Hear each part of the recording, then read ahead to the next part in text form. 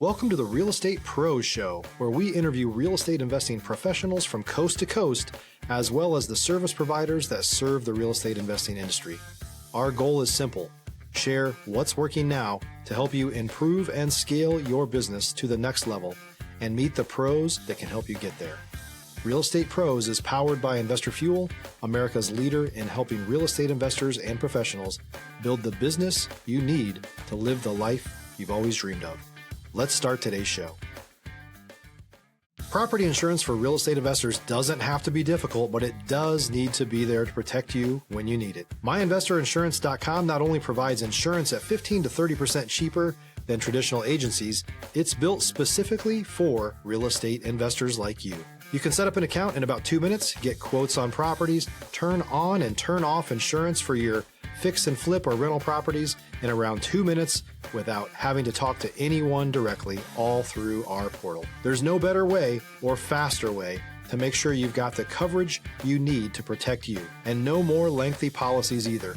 Once you're set up, you're billed monthly and prorated by the day for however long your policy is active. It's powered by MSI, the third largest independent MGA, with 1.5 million customers and more than $1 billion in cumulative premiums written.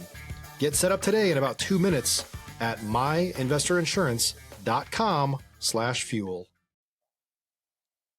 All right. Hey guys, welcome back to our show. I'm here today with Luke Gilbert, and what we're going to talk about is, besides his journey in real estate and business, we're going to talk about sales, acquisitions and management, right? Something that's really, really important.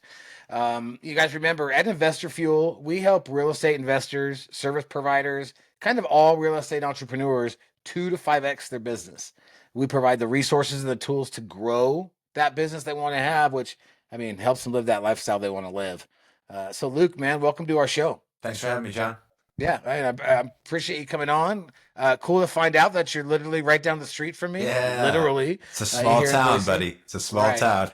And I'm excited to talk about, the management piece and what we talked about prior to our call. But before we get into the weeds on all that, why don't you tell our audience a little bit more about you, kind of your background in sales and real estate and what got you to today? Thanks, John. I started out as an electrician out in California. I know California is dear to your heart. It's a tough place to raise kids, so that's kind of what had me on the run. Me too, man. Dude, super tough. Yeah, I had my first 2 kids in San Francisco. I like to jokingly say that's the most punk rock thing I've ever done, is have kids in San Francisco, because simply nobody's doing it. So. Right. I was on the run ever since, and kind of my career in real estate started, the day I found out I was pregnant, and basically moved into the electrical field out of bartending to try to find, figure out money, figure out stability. Up until then, I was just rock and roll and alcohol. It was kind of having a good time in San Francisco. Yep. So you found out pretty quick that town's unaffordable. I think that's probably, you could throw that blanket across California. Yeah. For that matter. Especially Orange County, where I'm from, man. That too. Totally. That's just like it. Yeah. Yeah. So we went down to San Diego for a hot minute. And the challenge is, like, you really can't make a living in California in the trades. I would say trades are a great opportunity nationwide, but if you get stuck in a place like California, like, you could be poor in the Bay Area and making $200 a year easy, and really I was topping out at like $75K, so it just wasn't working for me. Went down to San Diego because my wife's parents lived there, and it was even harder down there because the wage is a little bit better, but you're competing against the border down there. People are literally coming over from from Mexico. Their rent is $150 a Super month in cheap Tijuana. Labor. Yeah, so it just was like, it just kind of felt like I just kept losing out there. So having a trade under my belt at that point, I'm a pretty good electrician. I just looked nationally, and Idaho was just starting to happen. Maybe it was already happening, but I got here in 2016, and it was like, I sort of caught the front end of a massive wave out here, and I was in the valley as an electrician building large commercial buildings for about 2 years before I saw it getting away from me. It was like, okay, shoot, I own one house in a town where home prices are rising 15 to 20% annually, and we saw that trend for a handful of years. And stop living on an island and join the #1 mastermind in America for professional real estate investors. Investor Fuel is a community of hundreds of the nation's top investors working together to build stronger businesses and better lives. In addition to the amazing community of real estate investors acting as a board of advisors for one another, Investor Fuel members have access to 100% funding on purchase and repairs for our members only, a health insurance program, and benefits and discounts that more than pays for the membership of most of our members, meaning it's actually costing you money to not be a member of Investor Fuel. If you're looking to scale your business and build a business that allows you to live the life of your dreams, please visit investorfuel.com today and book a call with our team. I just started reading books on real estate. I sort of fell out of love with being an electrician, and it didn't feel like it was going to take me where I needed to go, you know, and I'm ambitious. I think to some degree I was just solving a short-term problem with a union job as an electrician. I was putting a Band-Aid on it. Yeah, it was like trying to solve mobility and stability with young kids. And when I got to Boise, my kids, 2 and 3 years old, I was starting to get a little bit of ground back. So I just told my wife one night, like, dude, I'm going to quit my job as an electrician. And she didn't skip a beat. She was just like, let's go, you know, because I've been reading kind of furiously, like most investors. It starts with Rich Dad, Poor Dad, turns into. I was going to ask, man. You said to. Books. I'm like, there's got to be that purple book story somewhere. I read all of his purple books, and I don't care how you feel about Kiyosaki today. That man changed the world. So he did. And you know, as I ingested his books and sort of started to fold the idea together, it just kind of came to the conclusion that if I could accidentally sell 5 houses in a year, I'd replace my income, and that was a bet I was willing to take on myself. So, you know, went out, got my real estate license. I got my contracting license in parallel to that because I was trying to sort of hedge against the bet, like I might not make it. And I had never been in sales. To that point, it was like, you know, bartending was as close to sales as I've ever been. And that did give me a little leg up as I got started. But, you know, what you find pretty quickly as a real estate agent is it is not about transactional technical work. It is about sales, period. You're in sales. Relationships. Yeah, and like, yes to relationships, but you know, that's maybe the holy grail of sales is a focus on relationship, but still you got to learn how to technically sell before you can learn how to technically close a transaction. So, you know, it's like getting the rug pulled out from under you. They make it really easy to get a real estate license, at least here in Idaho. They also made it pretty easy to get a contracting license. And I was off to the races, man. I just started door knocking my neighborhood, selling exterior paint jobs to sort of learn the craft. I came to the conclusion that it was kind of like the doctor showing up as the nurse and saying, I'm also the doctor. Like, yeah, I can paint your house, but I could also sell it. I can also sell it for you. Yeah, it was it was sort of a weird reach around, you know? So I had sold through August as a painting contractor, and then also my real estate career in sales started to pick up. So I just put a cap on what I was going to do painting, focused 100% on building my business through the open house and door knocking, and ended up winning Rookie of the Year my first year at Keller Williams. Nice. Went on to do basically it took me about 3 years to break that $1 million mark, just charging it, dude. Like jumping into every deep end and just banging away at it. But this little side project I had going the whole time, like actually one of the catalysts to becoming a sales agent was out-of-state money was following me to Idaho.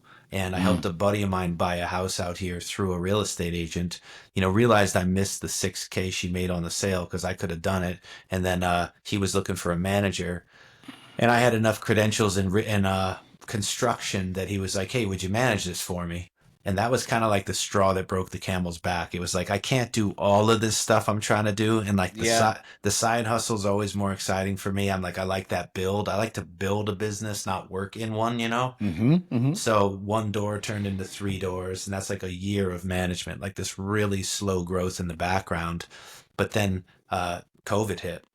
And COVID was like, I was positioned with a management company and an acquisition focus.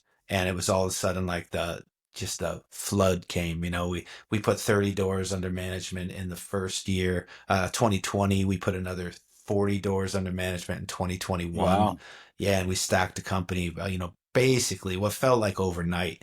And I would say my highest and best use is acquisition into management. So single family is kind of the play out here in Idaho, unless you're syndicating into multifamily, which I would argue is a little saturated at this point too. They kind of they hit that one hard, and so that cycle I think is exhausted. If you're looking for consistent, high-quality leads, look no further than Investor Machine. Investor Machine isn't just another agency. It's the most sophisticated, data-driven lead generation company on the planet for real estate investors, and serves the role of being not just a lead generator for your business, but a marketing partner that is helping you achieve your goals along the way. Go to investormachine.com to learn more and schedule a call with our team today.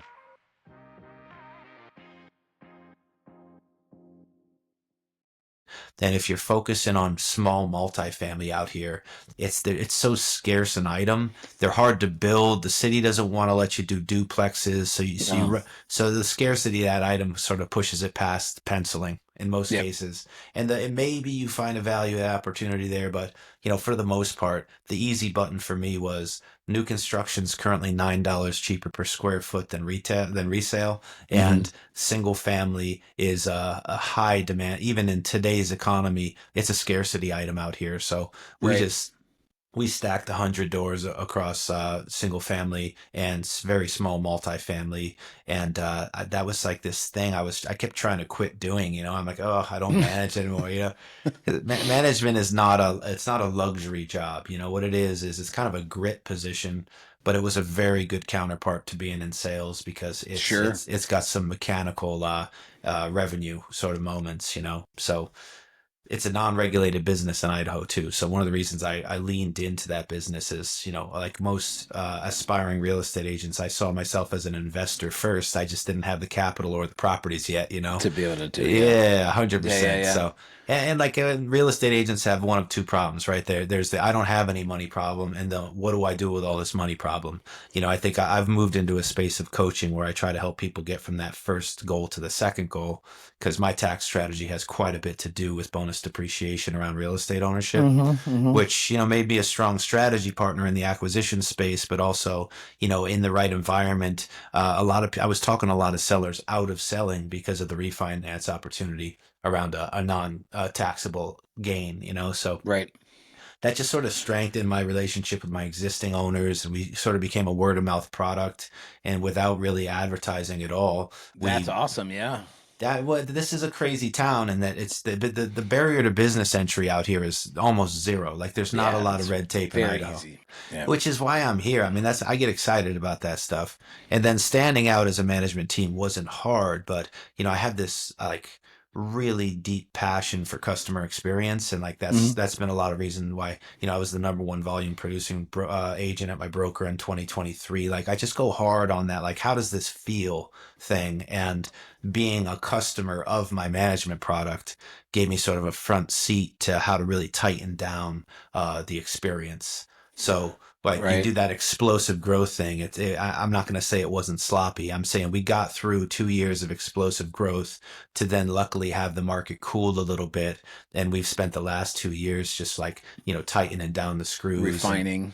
Which is it's a luxury as a business owner. I think there can be the mistake a lot of us want to make is grow fast. And to some degree, it's like I've been through fast growth. Fast growth is its own stress machine. Like I'm lucky to still be married after those 2 years. And let's talk about that, because I think that's real. What were some of the struggles that you faced in the whole grow fast mode? Yeah, I mean, shoot, I don't. If you meet an honest business owner, they're going to tell you that they still don't know what they're doing. I mean, I did not. That was the reality here. I mean, I've been an electrician for 10 years coming into real estate as a sales opportunity, and then I grew a management company from one door. So it literally was a bootstrap, and I didn't know what I was doing. I mean, my first lease agreement was LegalZoom, if that even still exists. You know what I mean? I think it's still around. I don't know. Maybe. Well, with ChatGPT, I'm sure you don't need that anymore. But at this point, I have a lease agreement that has probably 30 years of experience behind it through people that have come through my company to help me grow, and also vetted by an attorney. And we spent like $7,000 on it last year, just revamping it for, the next growth period. But there's all those things, like you don't even know what you need. Like you don't know what the moving parts are when you get started. And then you got to kind of have the skin to fail through all that stuff. And also, like, you have to sort of make up for not knowing what you're doing by being very present with your customers, because Yeah. that's really the only way to survive mistakes, is live through them openly with your customer base. If you're a new or newer real estate investor looking to launch or grow your real estate investing business, please check out Investor Fuel Club. It's a coaching community, but unlike anything you've ever seen before. And you can actually partner with members of our mastermind from coast to coast on deals right in your market.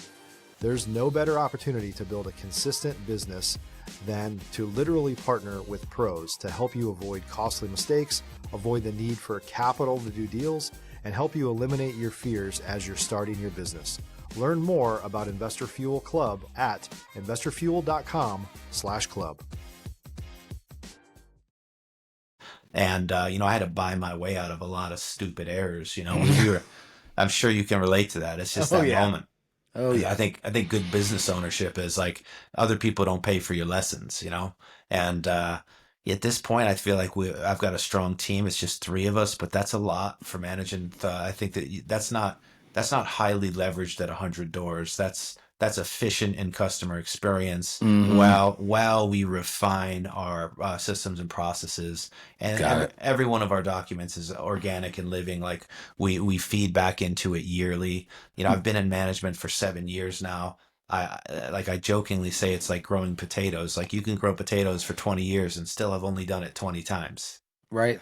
Like, management's crazy. That's true. Like, you're placing tenants today, you don't know what the problems are until next year with that person. And so we're learning fast for the cycle, but it's a slow churn in management. So you have to really be committed to it. And in Idaho, it's a non-regulated business, so any jackwagon with a pencil can be a manager. And that's kind of one of the reasons I wanted to speak about that part of my business specifically today. Because, like, if you come into Idaho, obviously I can help you with acquisition, and I'm good at running that calculator, but it really is like, an asset under poor management is a liability, period. Yep. And a lot of people don't invest in real estate because they don't have a management partner. And as a guy who invests out of state personally, I know how scary and important that piece can be. So if you're listening to this today and you're on your way to Idaho with some money, like, just know you got a manager in town you can trust with a construction background, a sales focus, and a strong team.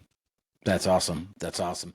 So, and as you were learning all the property management stuff, you started out, you didn't really know what you're doing. I'm just curious, was there any type of education, mentorship, knowledge base, anything that you really pursued and tapped into to try to learn and grow more in the space? I mean, I read furiously. I think the most successful education I've given myself thus far is in leadership. I mean, the reality is, like, I pretty quickly levered into that business. I brought people onto the team and basically brought the revenue to a negative position almost immediately in management, because it's too much to do alone. Yeah. And, like, I don't make all my money in management. In fact, I make most of it selling and an acquisition. So it's more like it's a safe space for my investments, but also like a beautiful lesson in business, because of the mechanics of management. The cycles are predictable. So like, you can meet a real estate agent that's 6 years in the business and they still don't know what they're doing, because they sell 5 houses a year and 3 of those show up in a single month. So they get no rhythm. It's hard to learn in that, like, sporadic environment. So Yeah. I think just from the education I got in management was, how do you bootstrap a company from nothing? Like, how do you bring team members in that can strengthen the product? And, like, at this point, I've got a great CPA, I've got a great attorney, I've got a great lead manager, I've got a great in-house bookkeeper. And, like, those are lessons I learned from the pain of sucking at that stuff Having myself. the wrong ones. Or being the wrong one. The wrong one, yeah. Yeah, you wear a lot of hats as an owner. It's like, and you think you can hire this one person that's going to fix it all for you, but everybody has their zone of genius. So it's really like, if you're lucky, you can remain agile with a couple of key players that take the stuff away from you that you shouldn't be doing, Right. But, like, my manager, not only is she great with communication and relationships, she's great at the hard conversation, and that's a hard match to find. Like, a lot of people want to be friends, but not everybody can lean in. Yep. And then, like, to have a gal at the office, We jokingly call her black and white because she's so about the rules and regulations, and like she helps keep relationship people like me and my lead manager in line. So it's like I would say I'm blessed to have had them show up in my business, but also being willing to jump when they do show up, like Hmm. hire before you're ready, spend the money to build the business. Like all those principles were in play here.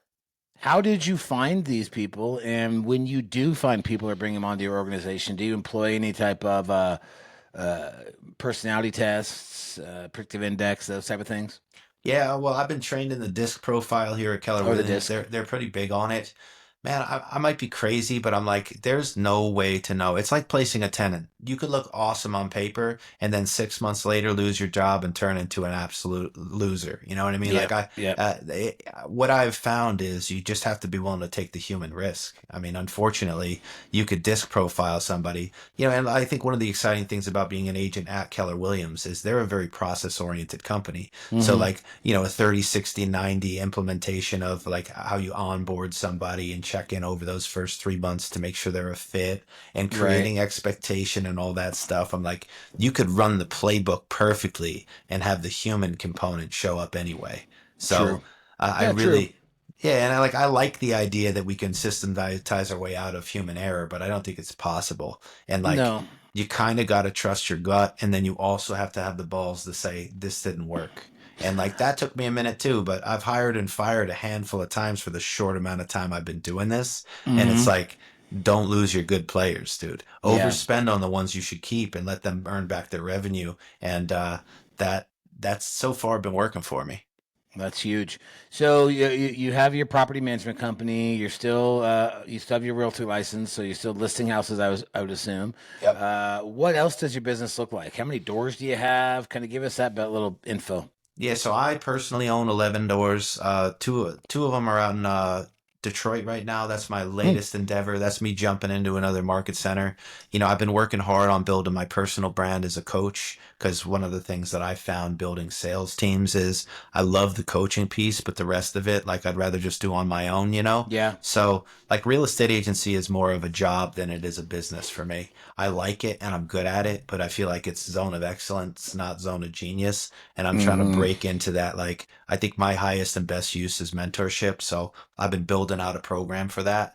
Oh, But cool. it's kind of funny how everything feeds back in, right? I'm out there building a personal brand, and I start with X because I'm a freedom guy. And also, like, it was the easiest barrier to entry. Like, I didn't have to worry about how I looked. I could throw some spaghetti at the wall and see if it sticks. Yep. And I built a decent following out there with a little bit of leverage and met a couple of cool cats. And one of them's out in Detroit with a Burr for you strategy, which is like Hmm. bananas. I never heard of it. And so I leaned in. I'm investing in that A right now. burr for you?